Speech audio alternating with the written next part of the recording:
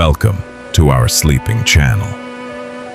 Tonight we bring you a mysterious and chilling story from the United States, the legend of a strange black van that appears on lonely highways in the middle of the night. For years, people who claimed to see this van mysteriously disappeared, leaving behind only one terrifying message: a black van is following me. What was the secret behind this mysterious vehicle? Who was its driver? And why did it seem to exist beyond time itself? Before we begin, make sure to subscribe to our channel and turn on the notification bell so you never miss our latest mystery, horror, and suspense stories. If you enjoy stories like this, don't forget to like, comment, and share this video with your friends and family. Now dim the lights, get comfortable, and let's begin our story. The mysterious van of the United States. A lonely highway in the state of Nevada, United States. The time was nearly 2 a.m. There was no moon in the sky, only countless stars shining above the desert. 23-year-old journalist Ethan Carter was driving toward Las Vegas. He was investigating a strange case. Over the past 3 months, 8 people had disappeared along that highway. The last recorded phone call from every missing person contained the same sentence: "A black van is following me." After that, all contact was lost. The police searched for months but found no solid clues. Security cameras occasionally captured a black van, but its license plate was never visible. Ethan did not believe in such stories. To him, they were nothing more than rumors. Suddenly, a pair of headlights appeared in his rearview mirror. A black van. It was far behind him, yet it seemed to be moving at exactly the same speed. Ethan smiled. "Maybe this is the famous van everyone keeps talking about," he muttered. He pressed the accelerator, 80 miles per hour. But the van remained at the exact same distance. The smile slowly disappeared from Ethan's face. He took out his phone and tried to take a picture. The moment he opened the camera, the screen flickered. Then it turned completely black.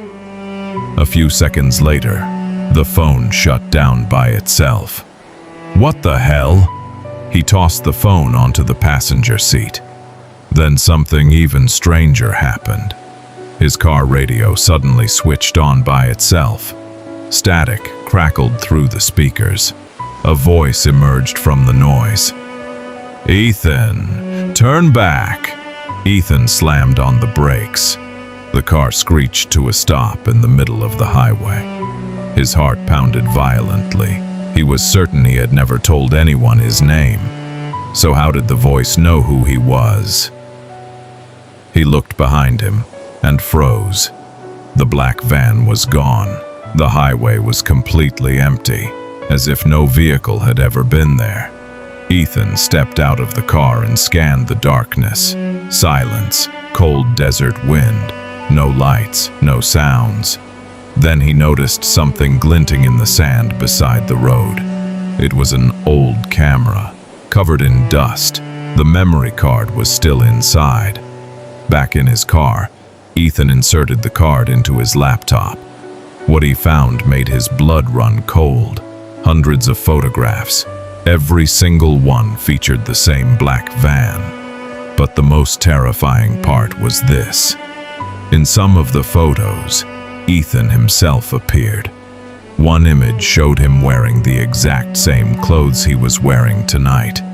He stared at the date printed on the photograph. October 17th, 1987. Years before he had even been born. Suddenly, a new image appeared on the screen, as if someone had just uploaded it. The picture showed Ethan's car parked on the deserted highway, and directly behind it stood the black van. This time, the driver's face was clearly visible. Ethan let out a terrified scream. because the driver looked exactly like him. Ethan stared at the laptop screen in disbelief. The driver inside the black van had his face, the same eyes, the same hair, the same expression. It was impossible.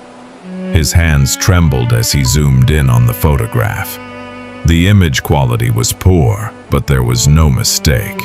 The driver looked exactly like him. A sudden notification appeared on the laptop screen. New file detected. Ethan frowned. He had not connected to the internet. There was no signal in the desert. So where had the file come from? With a shaking hand, he opened it. It was a video.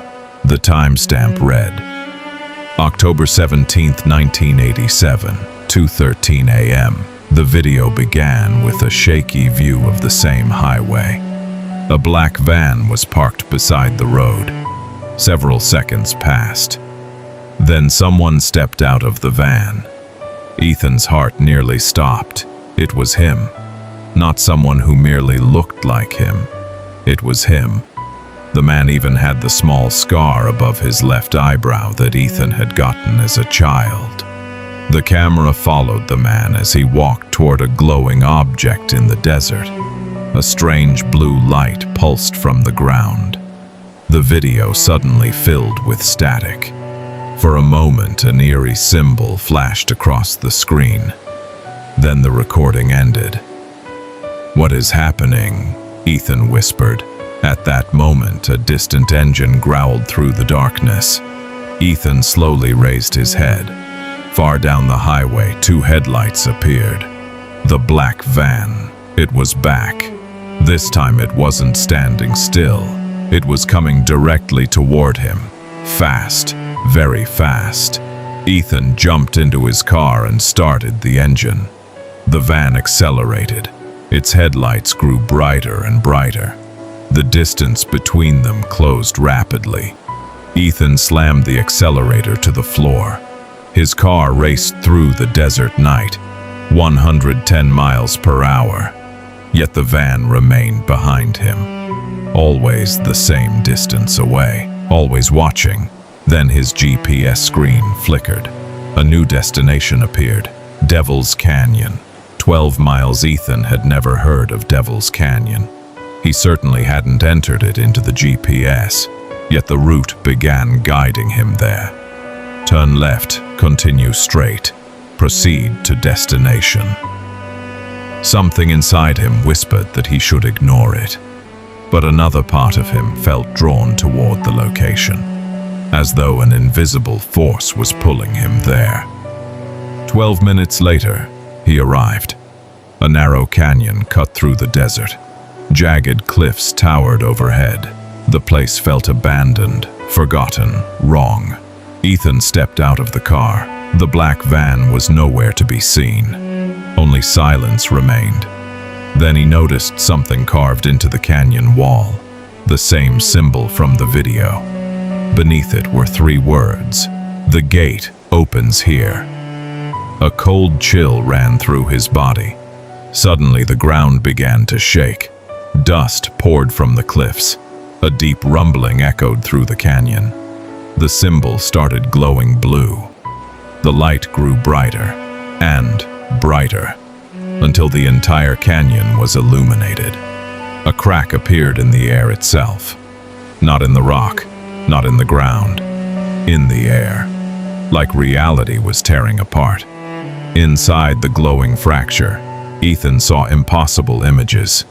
Different years, different places, different versions of himself. One version wore military clothing. Another looked old and exhausted. One appeared injured, and one was driving the black van. Then all of them turned and looked directly at him. At the same moment, a voice echoed from inside the glowing rift. "Find the first driver, before midnight."